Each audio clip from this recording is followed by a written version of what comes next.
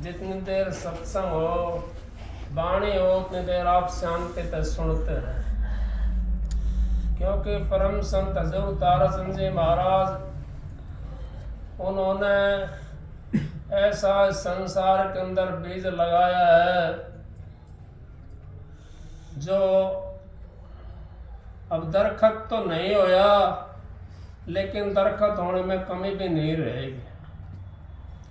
क्योंकि महाराज जी परम संत हजूर ताराचंद जी हमारे को ये शिक्षा देते थे कि भाई ये मनुष्य चोला जो है ये बार बार नहीं मिलता, बड़ा कीमती चोला है। क्योंकि इसको सतगुरु की जरूरत है मनुष्य चोले की, और जिसको जरूरत नहीं है सतगुरु की, वो यूँ सोचते हैं कि हमारे को सतगुरु से क्या लेना देना है, सतगुरु से हमने क्या करना है, पैसे मिल गए, धन दौलत मिल गई, ऐसा आराम कोठी बंगले मिल गए तो हमारा तो उससे काम चल जाएगा। लेकिन ऐसा नहीं है। सतगुरु की जरूरत तो सब जीवों को होती है, लेकिन मनुष्य चोला सबसे उत्तम चोला बताया है। इसके अंदर जीव आ जाता है तो इसके अंदर ज्ञान होता है मनुष्य चोले के अंदर, और ज्ञान के जरिए से हम उस चीज को प्राप्त कर सकते हैं जिसकी हमने चाहना है, जिसके लिए हम यहाँ पर आए हैं। भाई शब्द गाया है, मेरे सतगुरु है अंग्रेज चुनरिया मेरी रंग डारी।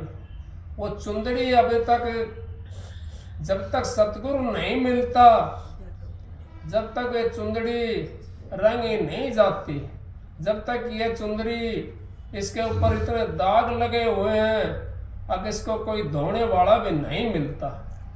और जब ये दाग उतर जाते हैं, सतगुरु पहले क्या करता है, ये चुंदड़ी के दाग को उतार देता है। और जब दाग उतर जाता है, जब उसको फिर उसके अंदर, उस भट्टी के अंदर लगाते हैं जिसके अंदर वो रंगी जाती है। सतगुरु हमारे लिए आए हैं और हमारा काम करने के लिए वो अपने ऐसा आराम और सारा चीज को छोड़ करके, त्याग करके, और हमारे लिए वो सारे काम वो करते हैं। सतगुरु है रंगरेज चुनर मेरी रंग डारी। अब किसकी चुंदड़ी रंगी गई है?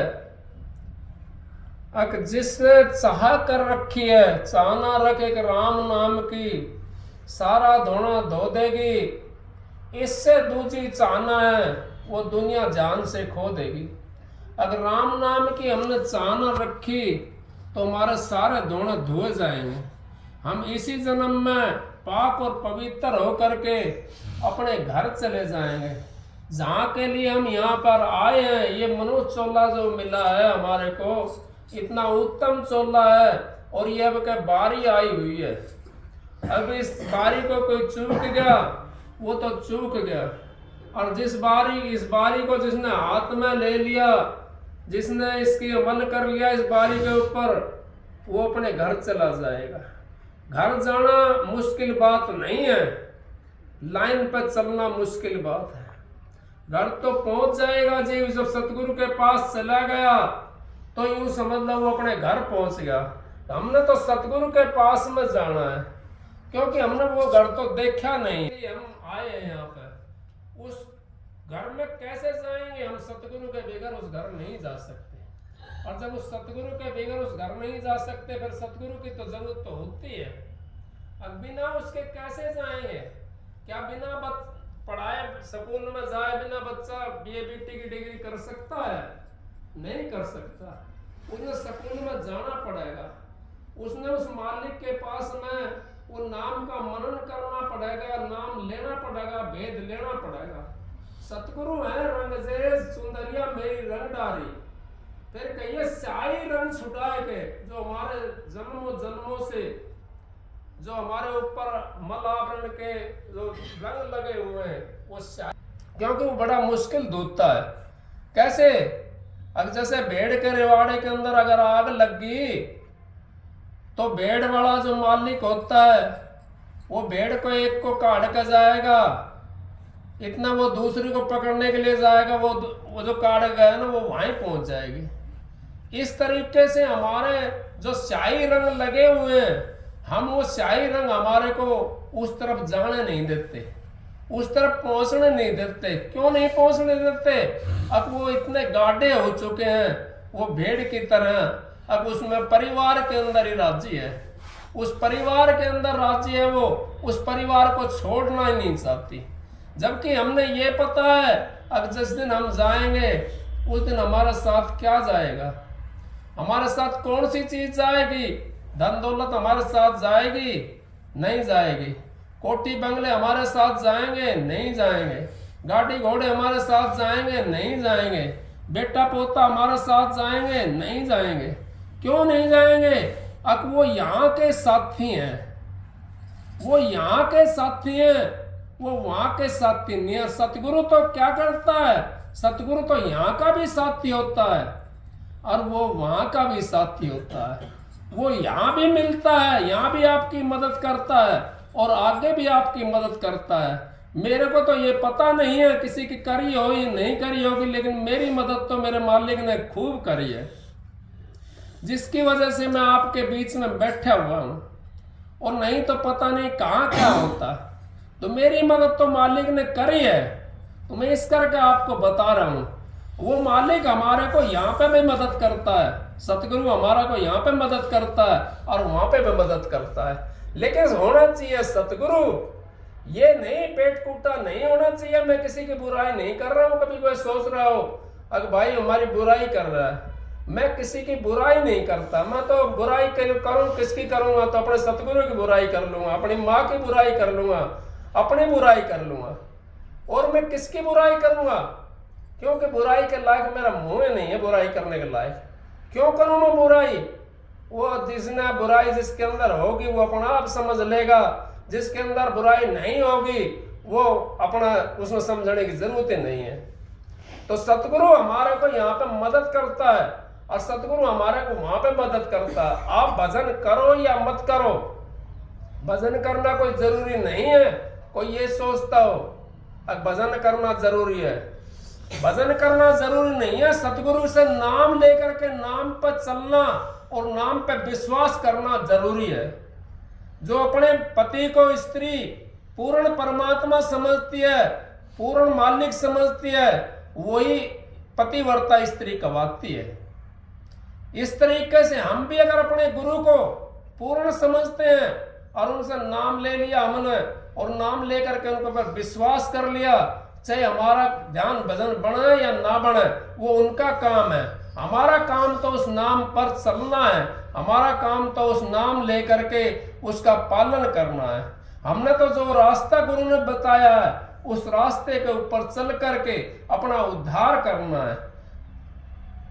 उस रास्ते पे चल के अपना जीवन को संभालना है। हमने जीवन संभल जाता है हमारा। कौन कहता है जीवन नहीं संभलता? संभलता है। सदन कसाई सारा दिन बकरे काटता था? नहीं काटता था। एक सेकंड के अंदर उसको ज्ञान होगा। कैसे ज्ञान होया? अब शाम को एक ग्राहक आ गया उसके पास में, कहने लगा भाई मेरे को 250 ग्राम गोश्त दे दे। बोला भाई मेरे पास अभी है तो नहीं, लेकिन उसका भी नियम था सदन कसाई का। ये नियम की बात बता रहा हूं मैं आपको। अब उसका नेम था कि मेरी दुकान के ऊपर कोई भी ग्राहक आ जाए, अगर मेरे पास माल है तो खाली ना जाए। उसका नेम था ये। तो जब वो कहने लगा भाई 250 ग्राम गोश्त दे दे, अब वो देखा उसने सामने एक बकरा बंधा हुआ था। उसने सोचा वो उनको अपना दाव को पहना रहा है और ये सोच रहा मन में अगर इसकी टांग से जो है ना मैं 250 ग्राम गोश्त निकाल लूं और इसका ठाकर के पट्टी बांध दूंगा और ये सुबह तक ऐसे ही रह जाए, खराब नहीं होगा। अब वो बकरा कहता जैसे वो दाव पहनाने के लिए चला, अपनी रापी को पहनाने के लिए चला। बकरा कहता भाई ये नया बदला मेरे ऊपर मत चढ़ा तू, मैंने तो तेरे को नाड़ से काटा है, मेरे को तो नाड़ से काटते, ये नया बदला मेरे ऊपर मत चढ़ा। मैंने तेरे को नाड़ से काटा था और तू भी मेरे को नाड़ से काट दे, मैं सारी रात तड़फूंगा। उसने सदन कसाई ने वहीं पर हथियार डाल दिए। वो बकरा गुरु नहीं बना कैसे बना? उसने हथियार डाल दिए, उसको एक सीख लग गई। तो गुरु की तो एक सीख ही काफी होती है जीव को। क्या कहा? अगर वो अपने नियम पर अगर नहीं चलता तो उसको सीख नहीं मिलती। वो ये समझने की बात है। अगर वो ये नहीं नियम बनाता अपना दुकान का, अब मेरी दुकान पे माल है और ग्राहक उल्टा नहीं जाना चाहिए, तो उसको ये शिक्षा नहीं मिल सकती थी। उसको शिक्षा कैसे मिलती? नहीं मिलती उसको शिक्षा। तो हम भी गुरु से जो नाम लेकर के आए हैं उसका अगर पालन करते हैं, वो अपने नियम बनाते हैं, तो हमारी मदद क्यों नहीं करेगा गुरु? हमारी मदद तो करेगा, क्योंकि उसने लाज है। माँ को अपने बेटे की लाज होती है, गुरु को अपने शिष्य की लाज होती है। गुरु कोई भी ये नहीं चाहता कि मेरा शिष्य कीचड़ में हाथ देता डोले, मेरा शिष्य फलाना काम। गुरु ये चाहता कि मेरा शिष्य मेरे से भी ऊपर चला जाए। नहीं कही ये कबीर साहब ने, गुरु तो गुड़ रह गया और चेला चीनी बन गया। गुरु गुड़ कैसे बन रह जाता है? अब गुरु एक शिक्षा देता है, चेला अपनी कमाई करके गुरु के सहारे से, और वो गुरु को भी आगे बढ़ा देता है। कबीर साहब ने रामानंद जी को बढ़ाया। रामानंद जी का नाम लेने वाला कौन था? कोई नहीं था, क्योंकि वो वैष्णव संप्रदाय के थे। लकड़ी को भी धो करके जब वो करते थे, जलाते थे, तो वो उन ब्राह्मण घर से जन्म था उनका, रामानंद जी का।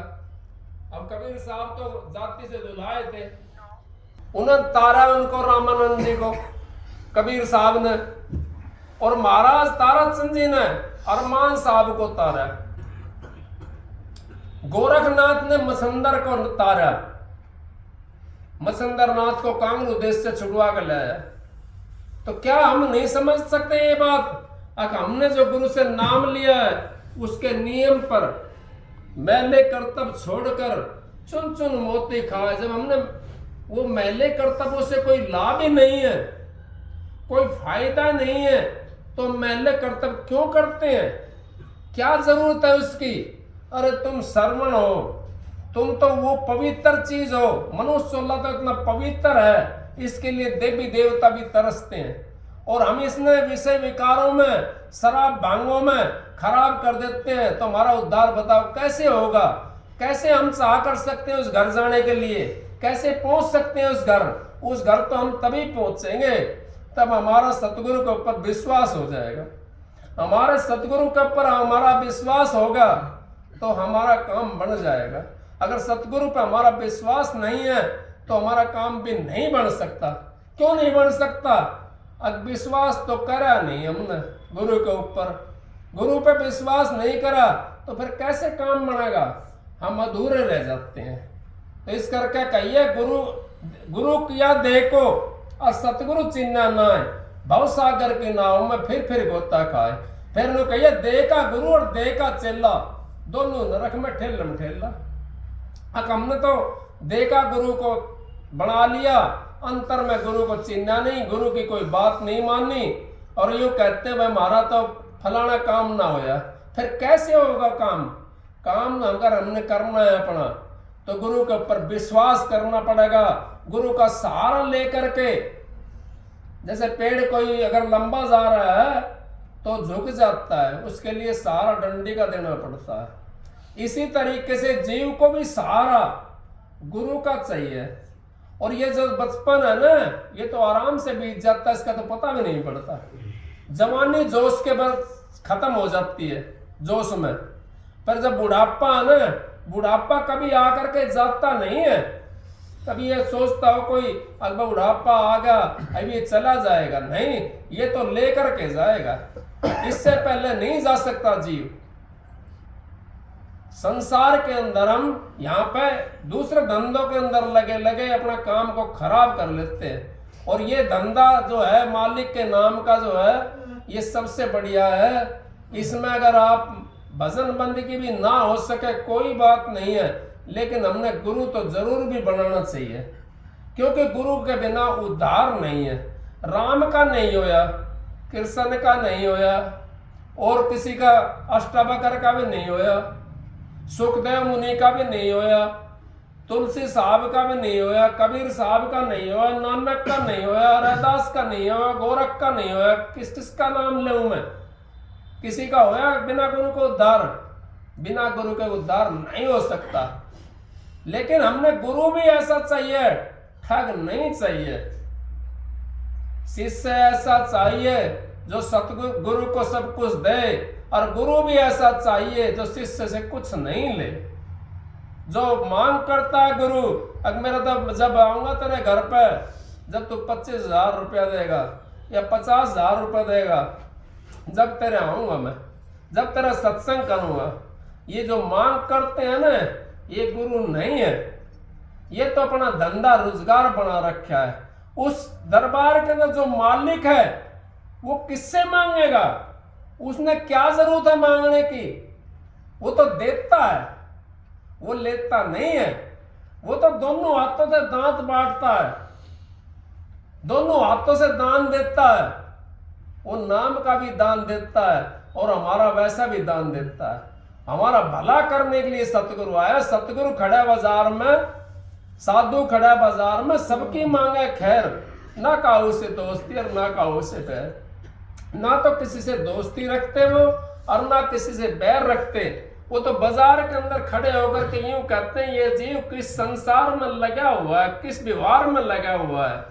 उसके लिए वो तरसते हैं बार बार, यूं कहते हैं, हे मालिक की भक्ति के लिए आया जीव यहाँ पर, और ये किस व्यवहार में लग गया।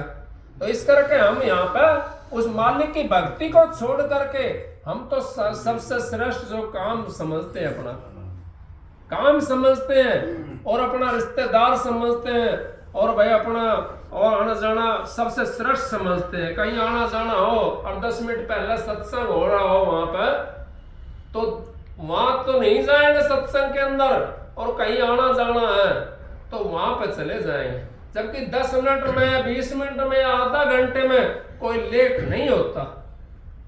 आधे घंटे में क्या लेट हो जाएगा? जहां सत्संग के पास से हम निकल के जा रहे हैं और सत्संग सुन ले हम, उसमें क्या बुराई है?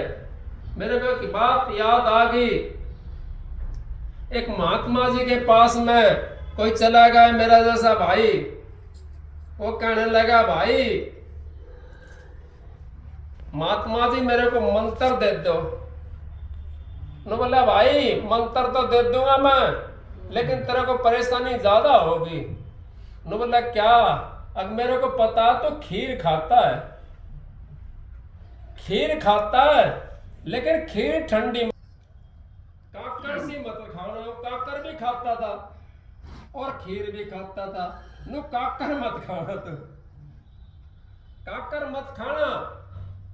अब वो घर में आया, घर में माँ कहने लगी, अगर बेटों ने खीर बना रखी थी माँ ने, उसकी ने। माँ कहने लगी, बेटा अगर खीर बनाई थी काकर सी होगी। बोला, माँ मैं तो आज नेम करके आया हूं, आज ही नेम करके आया हूं मैं तो, काकर नहीं खानी है। और खीर का भी उसने नेम करा था कि ना करा था ये तो मेरे को ध्यान नहीं है, लेकिन काकर का तो नेम करा था उसने खान का। अब वह काकर मत ना खाइयो। उसने काकर से कह दी ना माँ ने, वो खीर छोड़ दी। अब वो माँ ने भी नहीं खाई खीर। एक बहन थी, उसने भी नहीं खाई खीर, और उसने तो खाई ही नहीं। अब क्या काम था? सुबह वो रख दी ऐसे कैसे, सारे ऐसे कैसे सो गए। और सुबह देखा, वो उगाड़ करके देख सी थी या पतीला था या हांडी थी, उसके अंदर काली नाग मरी पड़ी उसके अंदर। अब उन्होंने देखा ये तो काम भाई सारे बचा दिए, एक साधु के वचन ने सारे बचा दिए। बोला, आज तो नेम करके आया था मैं, आज ही तो नेम करके आया था। इस नेम ने आज मेरा कुणबा बचा दिया। तो आपका कुणबा नहीं बच सकता, आपका कुणबा भी बच जाएगा। अगर आप नेम करते हो कुछ चीज का, जो आपके अंदर ऐब है उसको छोड़ने का नेम करते हो तो आपका कुनबा भी बच जाएगा और आपका शरीर भी बच जाएगा, आपकी उन्नति हो जाएगी, आप उस परमात्मा से मिल जाओगे। तो ये नेम जो करता है ना जीव, वो सारे काम अपने पूर्ण कर लेता है। जिसके पास में नेम नहीं है वो कैसे पूर्ण करेगा?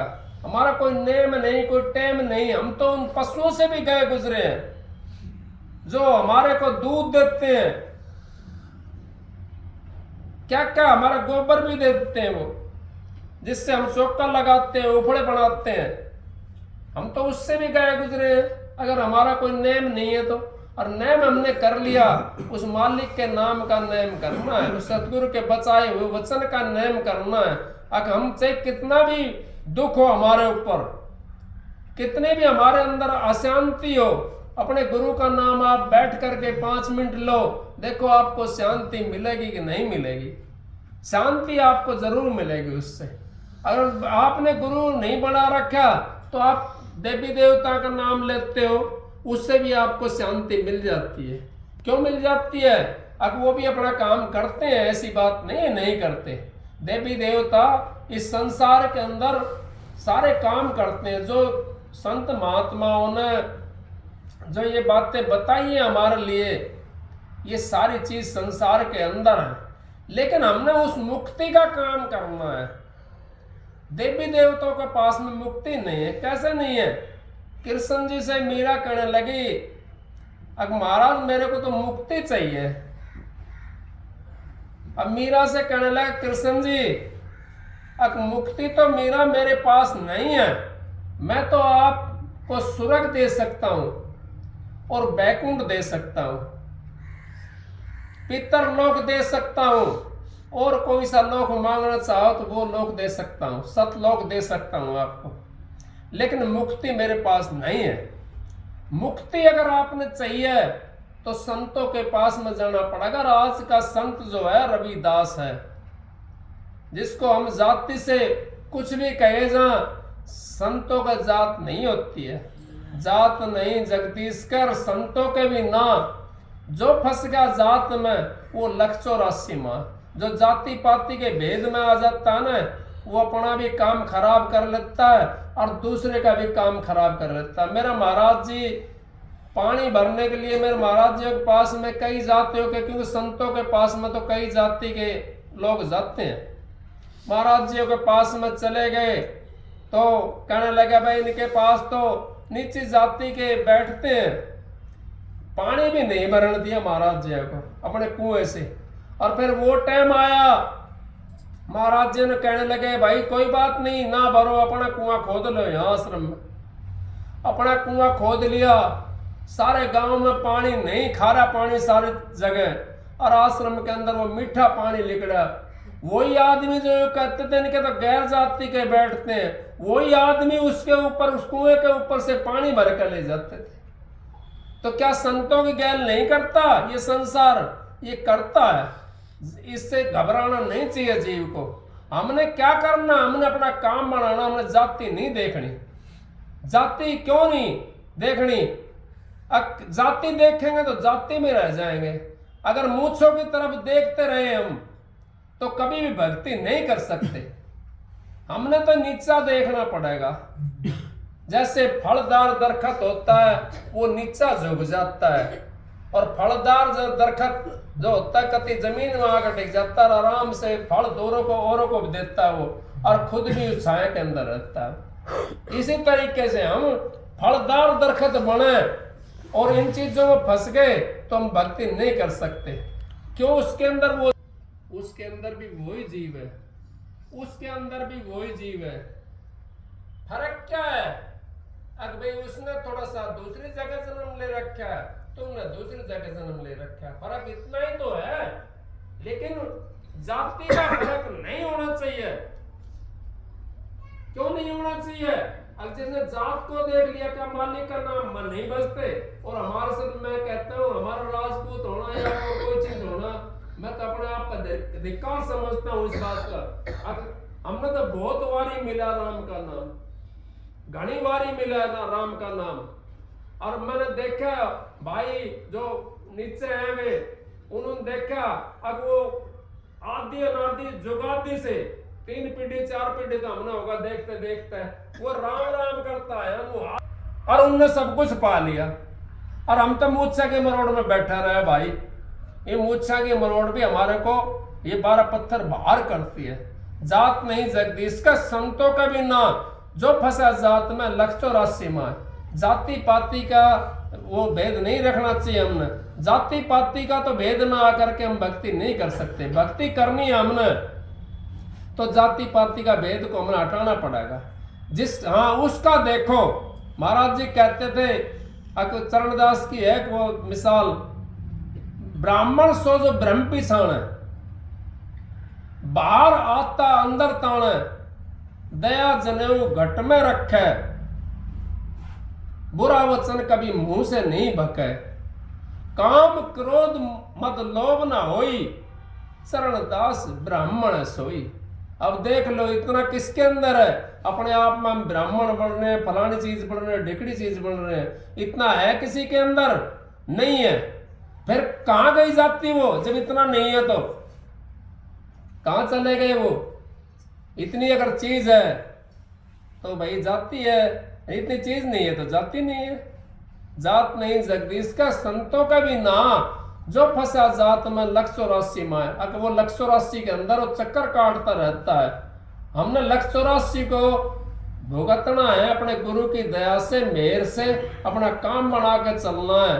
सुंदर मेरी रंग डारी, मेरे सतगुरु है रंगरेज, सुंदर मेरी रंग डारी, शाही रंग छुड़ाए के दियो मजीठो रंग, और धोए से छूटे नहीं दिन दिन होत सुरंग। अगर जब हमारा सतगुरु का रंग चढ़ जाता हमारे ऊपर तो वो सुरंग होता दिन दिन चढ़ता चला जाता है, जो अपने सतगुरु के लगन में लग जाता है। जैसे मीरा लगी थी कृष्ण जी की लगन में, 2 राज्यों को ठोकर मार दी। क्या हम लगन में लग रहे हैं? हम तो और यूं कहते हैं हमारे पास और धन आ जाए, और धन आ जाए। हम तो राज तो छोड़ नहीं सकते, हम तो धन की ओर कोड़ी भरते हैं। क्या लगन कहोगे उसको? नहीं कह सकते, वो लगन नहीं है। लगन तो मीना कर लगी थी, 2 राज्य की ठोकर मार दी। क्या था? वो लगन थी। तो दिन दिन होत सुरंग, चुनर मेरी रंग डारी, मेरे सतगुरु है रंगरेज, चुनर मेरी रंगराज। तीसरी कली किस तरह भाई?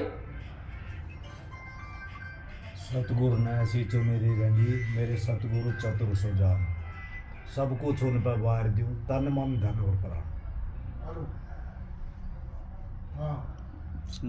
दोबारा बता। सतगुरु ने ऐसी तो मेरी रंगी, मेरे सतगुरु चतुर सो जान। सतगुरु ने चुंदरी रंगी, हाँ। मेरे सतगुरु चतुर सुजान, सब कुछ उन पर वार दूं, मैं तन मन और धन प्राण।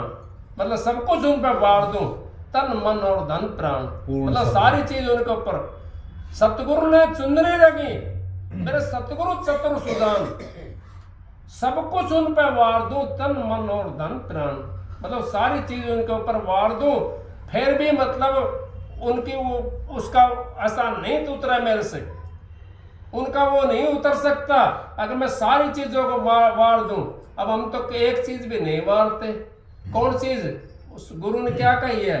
गुरु ने यूं कही है, बुराई छोड़ दो भाई। बुराई भी नहीं छोड़ सकते हम, और क्या छोड़ देंगे बताओ? और धन तो कैसे वार देंगे गुरु के ऊपर गए, या तन कैसे वार दें गुरु के ऊपर, या मन को कैसे वार दें गुरु के ऊपर? नहीं वार सकते, क्योंकि जो ये शब्द बनाने वाले हैं ना, ये बहुत बढ़िया शब्द बना रखे, कबीर साहब का शब्द है। अब सब कुछ उन पर वार दूं, तन मन और धन प्राण, सारी चीज उनके ऊपर वार दूं तो फिर मेरे को सारी चीज मिल जाएगी। जो यूं कहता है, महाराज जी कहते हैं अक जो दे चला वो तो बो चला, और जो खा चला वो खो चला। जिसने अपने तन को सतगुरु लाखों शीश तन दे दिए, यम राजा की भेंट, एक शीश तन नहीं दिया सिर्फ सतगुरु जी के हेठ। अब एक शीश हम उस सतगुरु के भेंट में नहीं चढ़ा सकते, ये शीश ही तो करना है। ये तो यही तो चढ़ाना है, इसी को तो नीचे झुकाना है।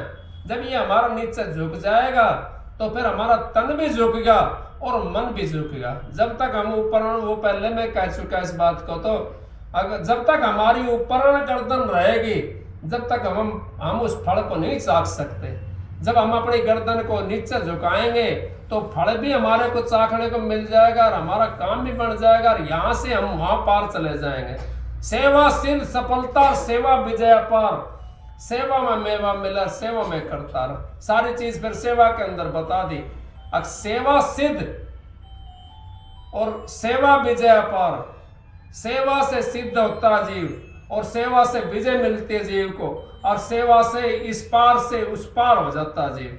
तो हम सेवा किसकी करें? हम सेवा उस नाम ही करनी है, हमने उस सतगुरु के बताए हुए वचन पर चलना है। उस हमने ये बार बार सोचना चाहिए कि इसमें छींट नहीं लगनी चाहिए नाम के अंदर। अगर हमने नाम ले लिया ना, अगर हम बैठे कर्म करते डोलते हैं तो कैसे पहुंचेंगे उस घर? हम नहीं पहुंचते, क्योंकि सतगुरु का छींट लग जाती है, गुरु के नाम का छींट लग जाती है। नाम ले रखा रहा, वो बैठे कर्म करता डोल रहा भाई। ये हमारे को संसार में बार बार ले आते हैं।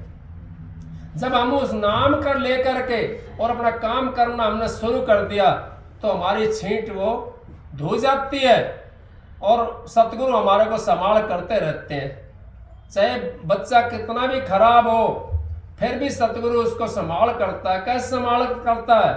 क्या किसी का बच्चा हो और उसमें लैटरिन कर रखी हो, क्या उसकी माँ नहीं संभालेगी? उसको संभालेगी और उसको माँ को वो प्यारा लगेगा। और ठंड हो रही है तो अपने आंचल में समेट लेगी, उसको नहीं समेट लेगी, और उसकी नाक आ रही हो जब भी समेट लेगी उसको आंचल के अंदर। तो सतगुरु नहीं समेटेगा हमारे को। हमारे अंदर कोई ऐब नहीं होना चाहिए। बाकी हम कितने नहाने से भी भक्ति, कोई नहीं सोचा भाई मैं नहा का भक्ति करूं, फलाना करूं, ढेकड़ा करूं। नहाने से कोई परमात्मा नहीं बनता। भक्ति तो उस आत्मा को धोने से बनती है।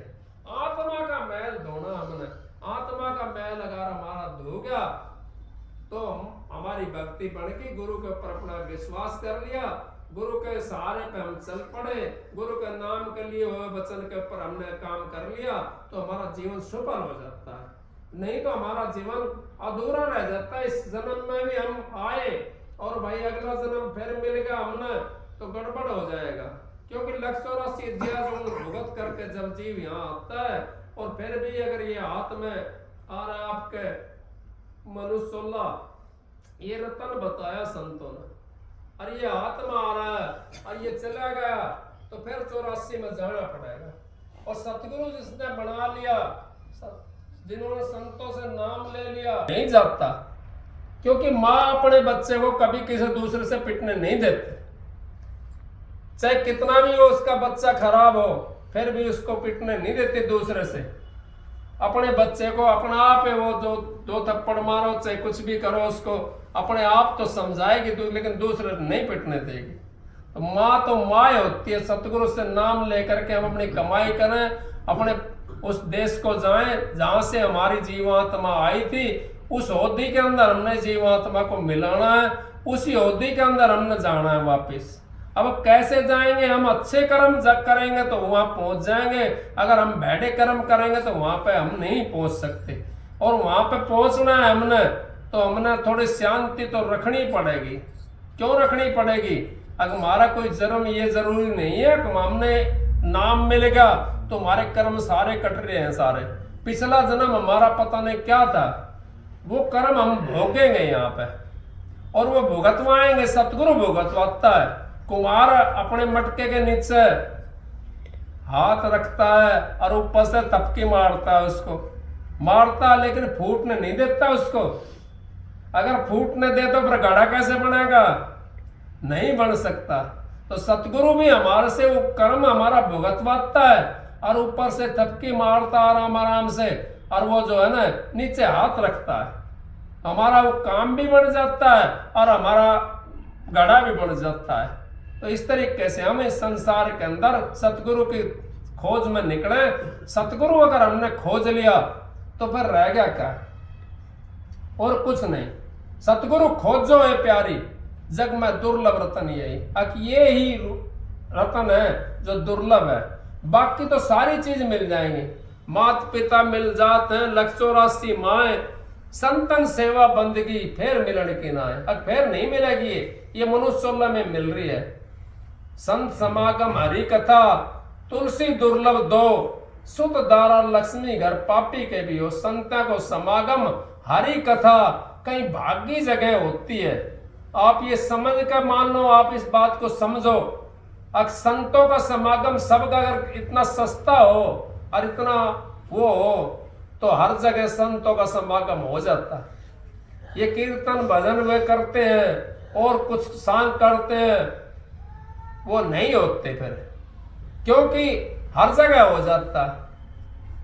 हर जगह इसी करके नहीं होता। संतों का जो समागम होता है, हरि कथा हर जगह नहीं होती है। तो तुलसी दुर्लभ दो, ये बड़े भाग्य जीव के वहां होता है। संतों का सत्संग जो कराते हैं, सत्संग जो कराते हैं, वो बड़ा भाग्य जीव होता है। और कई बार तो ऐसा होता है कि काम सत्संग धरने के बाद में भी नहीं होता सत्संग। क्यों नहीं होता? कभी वहां पर मौज नहीं होती, वहां पर मौज नहीं आई है, वहां पर वो भाग नहीं होया उदय। अभी जब वहां पर भाग उदय हो जाता है तो सत्संग भी हो जाता है और सारा काम भी हो जाता है। जब भाग उदय नहीं है वहां पर तो सत्संग कैसे हो जाएगा? सत्संग तो वहां होगा जहां मालिक की मौज होती है। मालिक की मौज के बिना सत्संग नहीं होता। कोई ये सोचा कि सत्संग वैसे हो जाता है, मालिक की दया से मेहर से सत्संग होता है। और आपको भाई मालिक की दया से सबको राधा स्वामी गाओ और गोला मिश्री खाओ और मन में आओ जहाँ जाओ। किसी का सत्संग सुनो और किसी का मत ना सुनो, थारी मर्जी। राधा स्वामी एक शब्द सुना दो।